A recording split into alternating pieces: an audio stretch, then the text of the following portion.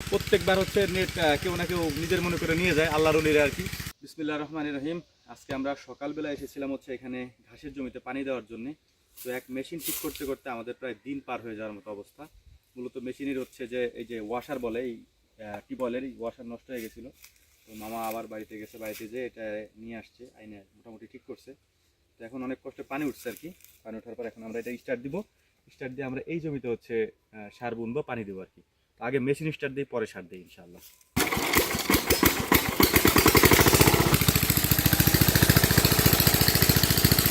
আলহামদুলিল্লাহ পানি চলে আসছে। এখন জমিতে আমরা ফুল পানি দিয়ে দেবো আগে, মানে পানি আগে ভরাই নিলাম আর কি। হ্যাঁ, তো জমির মাঝখানেই হচ্ছে আমরা শর্ট বিছাই নিলাম। এখানে আমরা সারগুলিকে মিক্স করব। তার আগে একটা জিনিস আপনাদেরকে বলি, এই জমির ঘাস আমরা আরও একবার কাটতে পারতাম, কিন্তু কাটতে না পারার কারণ হচ্ছে এখানে প্রচুর পরিমাণে গরু ছাগলে আমাদেরকে বিরক্ত করে, মানে ঘাসগুলো খেয়ে ফেলে। আপনি যদি প্রত্যেকটা চারা দেখেন, প্রত্যেকটা চারা খাওয়া, মানে প্রত্যেকটা গাছের গোড়া খাওয়া। তো আমরা হচ্ছে গত 2-3 দিন যাবত এখানে বেড়া দেওয়াইছি লোকজন দিয়ে। এই এই পাশে নতুন নেট দিছি।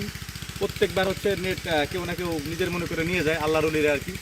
তো যাই হোক, সমস্যা নেই, নিলে ওইটা আল্লাহ তাআলার কাছে জমা থাকবে, কি আমাদের দিন তো দিয়ে দেওয়াই লাগবে আর কি। আপনি নেট তো আর নিয়ে দিতে পারবেন না, আমারে নেকি দিতে হবে সেদিন, তো নেকি দিয়ে দিন ইনশাআল্লাহ। তো যাই হোক, এখন আমরা সারগুলাকে মিক্স করে নিচ্ছি আর কি।